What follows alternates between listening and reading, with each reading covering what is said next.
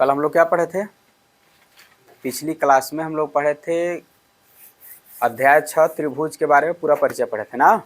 कुछ उदाहरण भी देखे थे 2-3 ठो। ठीक, आज देखें हम लोग अध्याय 6 का प्रश्नावली 6.1, ठीक ना, यानी पहला प्रश्नावली देखेंगे। ठीक, इसमें देखो सबसे पहला सवाल क्या कह रहा है कोष्ठकों में दिए शब्दों में से सही शब्दों का प्रयोग करते हुए रिक्त स्थानों को भरिए। रिक्त मतलब खाली स्थान, ठीक ना, यानी जो यहाँ पे लिखा है शब्द कुछ ये 2 कोष्टक में दिया है, इनमें से छांट कर इसमें भरना है कौन सही है, ठीक ना। पहला सवाल में क्या कह रहा है? पहला में कि सभी वृत्त होते हैं, क्या होते हैं? देखो पहला का है कि सर्वांगसम होते हैं कि समरूप होते हैं, दोनों में से कोई एक ही सही होगा, ठीक ना। तो थोड़ा सा हम लोग समझ लेते हैं कि वृत्त होता क्या है। देखो वृत्त किसी भी गोले को कहते हैं, ठीक ना। वृत्त किसे कहते हैं? किसी भी गोले को कहते हैं। ठीक, देखो ये जो गिलास है इसमें हम लोग क्या करते हैं? चावल खाते हैं ना, तो क्या करते हैं? देखो इसमें हम लोग चावल खाते हैं, ठीक, पानी पीते हैं, ठीक, ध्यान देना। ये देखो इसका जो मुंह है, ठीक ना, ये क्या है? गोल है, ठीक ना, क्या है? गोल है। अब एक बात जरा ध्यान से देखना कि मान लो एक गिलास है, इसका मुंह इतना छोटा है, इतना छोटा है, इतना छोटा है, इसका हम नाम क्या दे देंगे कि ये भी एक वृत्त है। क्या है? थोड़ा सा और बड़ा बना लेते हैं, एक क्या है? वृत्त है, ठीक ना। और क्या सभी वृत्त इतने बड़े होते हैं? सभी वृत्त इतने बड़े होते हैं। देखो अगर गिलास का ही नाप ले कि सर जी गिलास का नाप लीजिए, करेक्ट, ये हिल गया, हिलना नहीं है इसको, ठीक।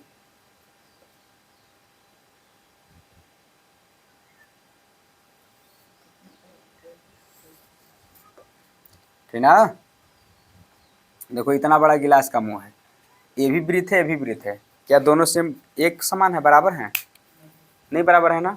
इसको देखो इतना बड़ा भी वृत्त, अगर इतना बड़ा हम गोल बनाएंगे तो भी क्या है? वृत्त ही है। क्या ये तीनों बराबर हैं? नहीं है। हमारा कहने का मतलब यह है कि सर्वांगसम की शर्त क्या है? सर्वांगसम का शर्त यह है कि आकृति, आकृति मतलब शेप, बनावट उसका एक समान होना चाहिए, ठीक ना। उनका आकार, आकार मतलब साइज, साइज भी बराबर होना चाहिए। अगर इतना बड़ा ये है तो इतने बड़ा एक और वृत्त होगा एकदम इतने बड़ा, तो समरूप होगा, ठीक ना, सॉरी सर्वांगसम होगा। अगर इतना बड़ा है, अगर इतने बड़ा एक और वृत्त होगा तो कैसा होगा? सर्वांगसम होगा। अगर वृत्त ही है, दो है वृत्त, या ये दोनों को ले लो, इनको ले लो, इनको, चाहे इनको ले लो, ठीक, किसी दो को ले लो, अगर इनकी साइज अलग अलग है, जैसे ये भी वृत्त है, क्या है? ये भी वृत्त है, ये भी वृत्त है, लेकिन दोनों की जो बनावट है, साइज है, वो क्या है? अलग अलग है, एक छोटा है और एक बड़ा है। कभी भी अगर ऐसा सिचुएशन आ जाए कि तुम्हारे पास एक ही किस्म का 2 चीज़ रखा हो, ठीक ना, लेकिन उनका आकार बड़ा छोटा हो, तो हमेशा वो क्या होते हैं? समरूप होते हैं। बस छोटी सी चीज़ याद रखो कि हमेशा क्या रहेंगे? समरूप रहेंगे। ठीक, जैसे मान लो यहाँ पे हम आयत बनाए, एक तो बड़ा आयत बना दिए ऐसे, ठीक ना, ये दोनों आयत हैं, दोनों आयत हैं। इनका देखो ध्यान से समझो कि इनका जो आकृति है एक जैसा है। आकृति क्या है? एक जैसा। इसकी क्या पहचान है कि शेप एक जैसा, मतलब ये भी आयत है, ये भी आयत। इनकी आकार असमान है, इनकी आकार क्या है? असमान है, एक जैसा नहीं, बड़ा है छोटा है, बड़ा है छोटा है। तो हम लोग कल पढ़े थे, पिछली कक्षा में पढ़े थे कि जब आकृति एक समान हो, आकार अलग अलग हो, असमान हो, तो किस कैटेगरी में आता है? वो समरूप की कैटेगरी में आता है, ठीक ना। क्या होगा? ये समरूप होगा। यानी कहने का मतलब अभी तक हम लोग ये समझे कि अगर 2 चित्र हैं, दोनों एक जैसा है, लेकिन उनकी साइज अगर बड़ी छोटी है, ठीक ना, साइज भिन्न भिन्न है, अलग अलग है, तो हमेशा वो क्या होंगे? समरूप होंगे। इस बात पे विशेष ध्यान रहे, क्या होंगे? समरूप। सर्वांगसम होने की शर्त है कि चित्र एक जैसा भी हो, ठीक ना, और दोनों एक ही नाप का हो।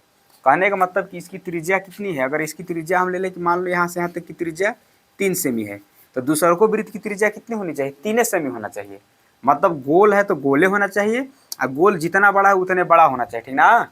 यानी बनावट भी एक जैसा होना चाहिए, उनकी लंबाई चौड़ाई भी एक ही जितना होना चाहिए, तब क्या होंगे वो?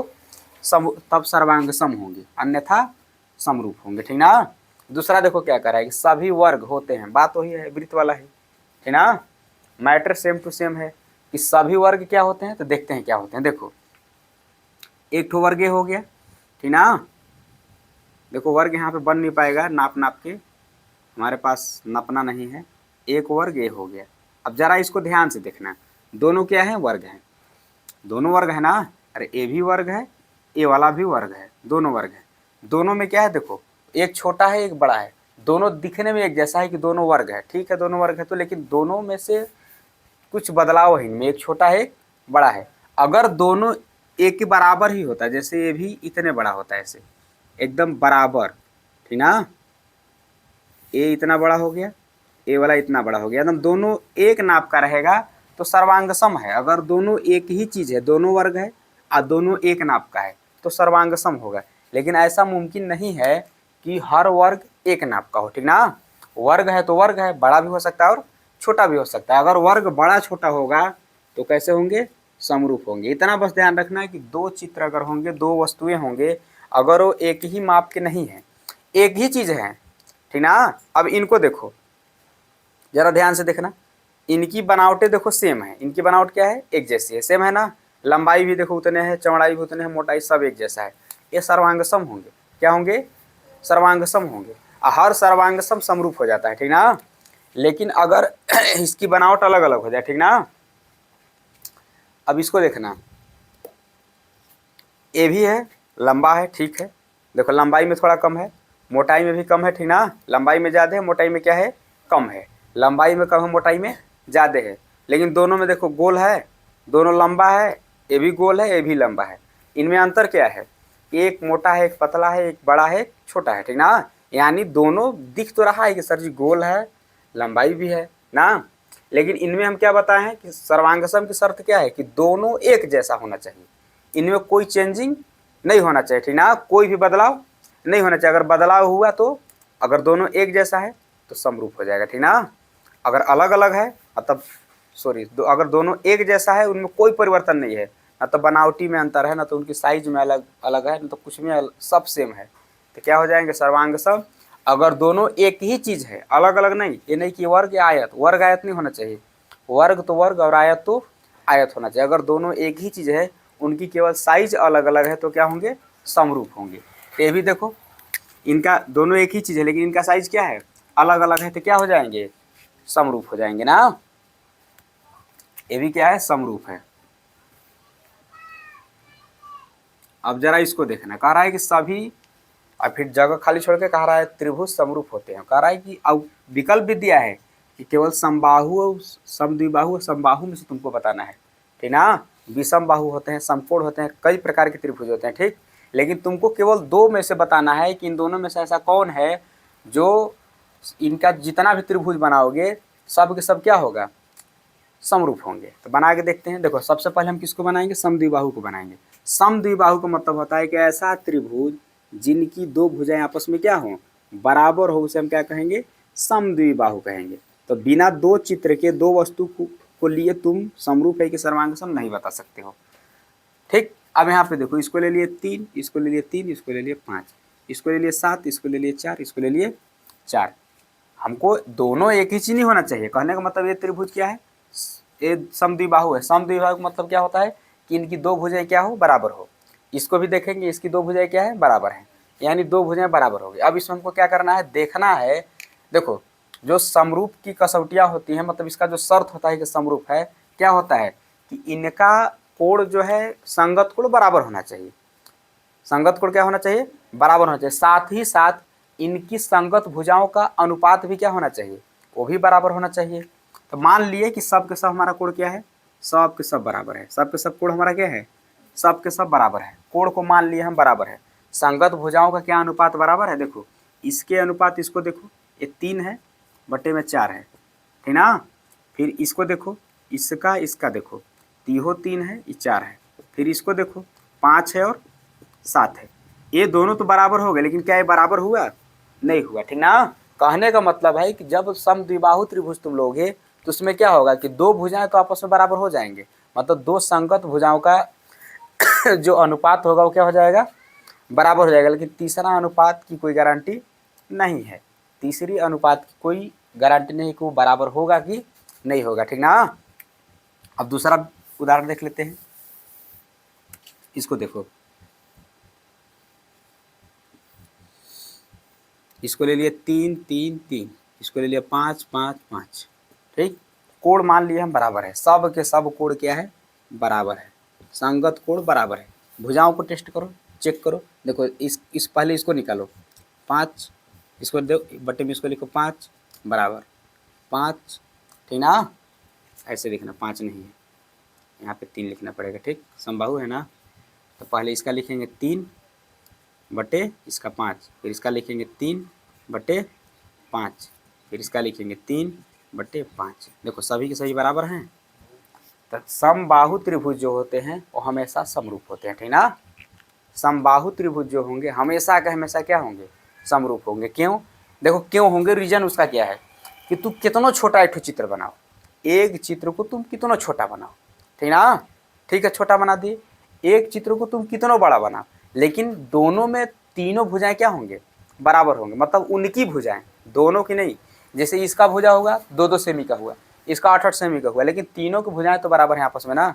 इसका तीनों भुजा बराबर है, इसका तीनों भुजा बराबर है। जब अनुपात निकालेंगे तो एक ही आएगा, एक बराबर आएगा ना। तो जब बराबर आएंगे, अनुपात बराबर हो गया, इनका कोण पहले से हम लोग बराबर मान चुके हैं कि कोण बराबर है, तो क्या है, समरूप है। इससे पता चला कि जितने भी समबाहु त्रिभुज होते हैं हमेशा क्या होते हैं, वो समरूप होते हैं, ठीक ना। हमेशा क्या होंगे, वो समरूप होंगे। तो यहाँ पे लिख देंगे समबाहु, समबाहु। अब इसको देखो, कल पूरी पाठ इसी के बारे में है, मतलब कि जो प्रश्नावली 6.1 है सब इसी के बारे में तो है। इसमें क्या कहा है कि भुजाओं की समान संख्या वाले दो बहुभुज समरूप होते हैं। देखो समरूप के बारे में बात कर रहा है, कब होते हैं, जब उनके संगत कोण, अब ये बताया है कि संगत कोण क्या होते हैं, जब बराबर होते हैं। संगत कोण क्या होना चाहिए, बराबर होना चाहिए। देखो इधर विकल्प में दिया है कि संगत कोण क्या है, यहाँ पे बराबर है ना। दूसरा शर्त क्या कहा है कि उनकी संगत भुजाएं क्या होते हैं, जब ये बराबर वाला यहाँ तुम भरी दिए तो बचा कौन तुम्हारे पास, समानुपाती बचा। तुम नियम भी जान रहे हो कि समरूप तभी होते हैं जब उनकी संगत कोण बराबर होते हैं और उनके संगत भुजाओं का अनुपात जो होता है समानुपाती होना चाहिए, ठीक ना। समानुपाती मतलब सब अनुपात बराबर होना चाहिए, ठीक। तो भर दो यहाँ पे केवल कि उनके संगत कोण क्या होंगे, बराबर होंगे, और उनके जो उनकी संगत भुजाएं जो होंगे समानुपाती होंगे, समानुपाती। बस हो गया। बताओ इसमें कुछ करना था, थोड़ा सा केवल थ्योरी याद रखो, जो समझाया जा रहा है उसको याद रखो, ठीक ना। एक बार घर पे जाकर दोहराया करो, अपने से पढ़ो, सब दिमाग में फिट रहेगा, ठीक। यह है दूसरा सवाल ना। देखो दूसरा सवाल में क्या कह रहा है कि निम्नलिखित युग्मों, युग्म मतलब क्या होता है, युग्म मतलब होता है जोड़ा, ठीक ना। युग्मों के दो भिन्न भिन्न उदाहरण दीजिए, मतलब 2-2 उदाहरण देना है, ठीक। इसका भी और इसका भी 2-2 उदाहरण देना है, इसका भी 2 उदाहरण, इसका भी 2 उदाहरण। अब क्या देना है, देखो पहला क्या कर रहा है कि समरूप आकृतियां, मतलब तुमको ऐसा चित्र बनाना है, ऐसा आकृति बनना है कि क्या हो, समरूप हो। अब इस समरूप के लिए बताए हैं हम कि अगर आयत हो तो आयत ही होना चाहिए, वृत्त हो तो वृत्त ही होना चाहिए, ठीक ना। और अगर दूसरा चीज हो तो दूसरा चीज होना चाहिए, ठीक। ध्यान से देखना इसमें, देखो ये दोनों आयताकार दिख रहा है ना, इसकी आमने सामने की भुजाएं बराबर है, इधर भी आमने सामने की भुजाएं बराबर है, क्या है, आयत है। इसको देखो, आमने सामने की भुजाएं बराबर है, आमने सामने की भुजाएं बराबर है। जिस आकृति की आमने सामने की भुजाएं बराबर हो, ठीक ना, और चतुर्भुज भी हो, मतलब उनकी 4 भुजाएं हो, 1 2 3 और 4 भुजाएं हो, तो क्या होता है, वो आयत होता है, ठीक। क्या होता है, आयत। अब देखो ये आयत है, ये भी आयत है, दोनों में अंतर क्या है, देखो पहले देख लो कि इनमें मिलता जुलता क्या है। तो दोनों की मतलब आकृति सेम है कि ये भी आयत है और ये भी आयत है, लेकिन दोनों का आकार अलग अलग है, लंबा है, ये छोटा है, ठीक ना। ये मोटा है, ये पतला है, इनकी जो बनावट है, अब आकार जो है, साइज है, वो बड़ा छोटा है, अलग अलग है, ठीक।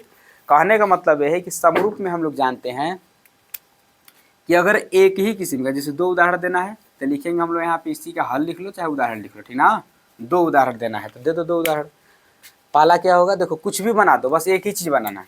एक वृत्त बना दिए हम, क्या चीज़, छोटा बना दिए। एक वृत्त क्या बनाए, थोड़ा सा छोटा ले लिए। देखो वृत्त भी सही से नहीं बन पाता है, ठीक ना, गोल बनाने का उतना एक्सपीरियंस है नहीं।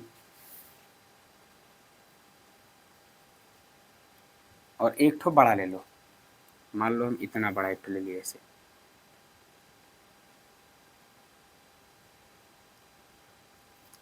अब देखो अगर एक ही तरह का चित्र है और उनकी साइज बड़ी छोटी है तो हमेशा क्या होते हैं, समरूप होते हैं। इस बात पे विशेष ध्यान रहे।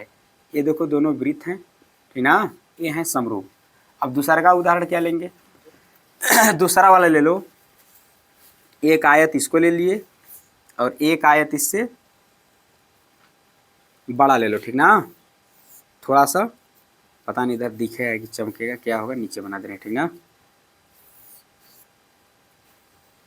ऐसे देखो, दोनों क्या है, आयत है, साइज इनकी बड़ी छोटी है, ठीक ना। अब देखो ध्यान से, आयत छोटा हो या बड़ा हो, आयत छोटा हो या बड़ा हो, इनके जो कोण होते हैं हमेशा 90 अंश के होते हैं। इसका कोण क्या है, 90 अंश का, इसका कोण क्या है, 90 अंश का। रीजन क्या है कि ये रेखा जो गया है इस पर सीधा लंब गिरा है, ठीक ना, इसीलिए कितने अंश का कोण बनेगा, 90 अंश का। अब संगत कोण तो बराबर हो गए, संगत भुजाओं का अनुपात भी बराबर होगा, ठीक, संगत भुजाओं का अनुपात भी इसमें क्या होगा, बराबर होगा, ठीक ना। अब देखो, जितने भी तुम्हारे आयत होते हैं वो हमेशा क्या होते हैं, समरूप होते हैं, वो क्या होंगे, समरूप होंगे। ये दोनों आयत है, ठीक ना, ये दोनों क्या है, आयत। अब इसको देखना, इसको देखना ध्यान से, आयत की जगह वर्ग बना दिया जाए, छोटी सी मिस्टेक इसमें हो जाएगा।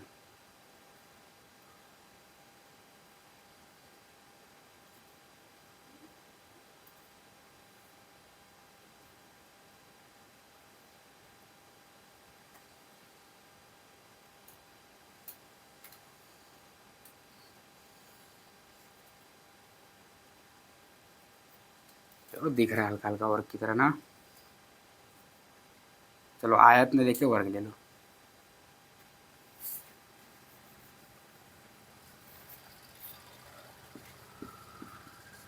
ये समरूप है ना। अब कह रहा है कि ऐसी आकृतियां बना दो जो समरूप न हो, मतलब दो ऐसा उदाहरण अब दो कि वो समरूप किसी भी हाल में न हो। तो देखो, जब ऐसा सिचुएशन है तुम्हारे पास कि समरूप न हो, दिखाना हो तो हम यहाँ पे क्या करेंगे, एक त्रिभुज ले लिए, किसको लिए, पहला उदाहरण देख लो, एक त्रिभुज ले लो और एक वृत्त ले लो। अगर अलग अलग चित्र हो, अगर अलग अलग चित्र हो, जैसे एक वृत्त हो गया और एक त्रिभुज हो गया, ये दोनों आपस में जिंदगी में कभी भी समरूप हो ही नहीं सकते, ठीक ना। क्यों, समरूप की पहली शर्त क्या है कि देखने में एक जैसा हो, देखने में एक जैसा है नहीं है। दूसरा है कि इनके संगत कोणों, संगत भुजाओं का अनुपात बराबर हो, इसमें भुजा कहाँ है, ये नहीं है, बात खत्म, ठीक। अब देखो यहाँ पे दूसरा उदाहरण क्या लेंगे, दूसरा उदाहरण ले लो, एक ठो ले लो आयत और एक ठो ले लो वर्ग। एक ले लिए हम आयत, यहाँ पे लिख दो आयत, और एक ले लो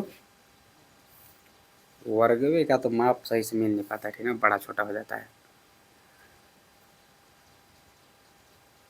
चलो दिख रहा है वर्ग की तरह, वर्ग। ये देखो पहला का उदाहरण है, मतलब पहला उदाहरण है, दूसरा उदाहरण है, ठीक ना। ये देखो अलग अलग भिन्न भिन्न आकृति है ना इसका, ये आयत है, वर्ग है, ये दोनों आपस में कभी भी समरूप नहीं हो सकते हैं, ये समरूप नहीं हो सकता है, ये समरूप है, समरूप है, ठीक ना। बस ये तुमसे कहा था कि उदाहरण दो, तो बात खत्म। लेकिन उदाहरण देने के लिए तुमको जानना पड़ेगा कि कब समरूप की क्या शर्त है और समरूप न होने की क्या शर्त है, ठीक ना। जब आकृति एक जैसा हो, दिखने में एक जैसा लगे तो क्या है, समरूप है। अगर एक जैसा न लगे तो समरूप नहीं है। जैसे यहाँ पे क्या है, त्रिभुज, इसको लिख दो, त्रिभुज है और ये क्या है, वृत्त है, ठीक ना। बस अब तीसरा सवाल देखते हैं, ठीक।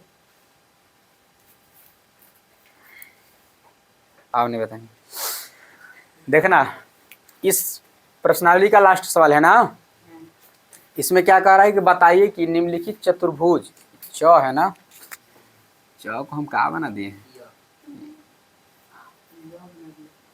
तो डिजाइनदार बन गया नहीं।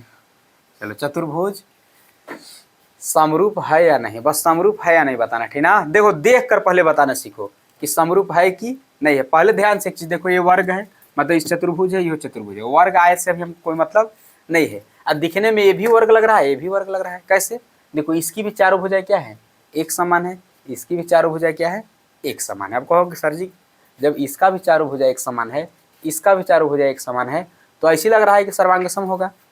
जब सर्वांगसम है तो हर सर्वांगसम समरूप भी होता है, तो समरूप है सिद्ध कर दोगे। लेकिन इसकी शर्त क्या है समरूप होने का, कि पहले देखो कि भुजा का अनुपात बराबर है, तो जी हाँ बराबर है, साफ दिख रहा है, 1.5 3, 1.5 एकम 1.5, 1.5 दूनी 3, 1/2 1/2 1/2 सब में आएगा, ठीक ना। अब फिर अगला क्या दिख रहा है, कोण, अभी हम बताए थे तुम लोगों को कि अगर कोण ऐसे रेखा है, इस पे अगर सीधा लंब ऐसे गिरे, सीधा लंब गिरे तो कितने अंश का होगा? 90 अंश का होगा। ये भी 90 अंश का होगा, ठीक ना। एक रेखा पे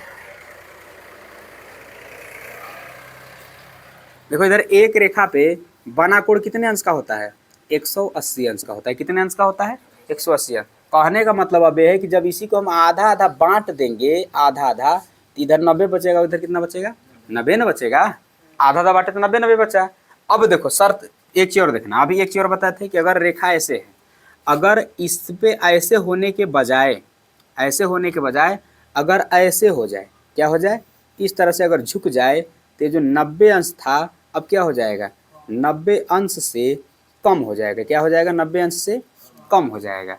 अगर यही रेखा जो तुम्हारा है, ठीक ना, अगर ऐसे होने के बजाय ऐसे न होकर के क्या हो जाए, अगर इस तरह से हो जाए, तो यहाँ पे जो बना कोण है, यहाँ नहीं, ये तो 90 अंश से कम हो जाएगा। यहाँ पे जो बना कोण है वो कितने अंश का हो जाएगा? 90 अंश से अधिक हो जाएगा, ठीक ना। इसको लिखेंगे हम लोग अधिक। 90 अंश से क्या हो गया? अधिक हो गया।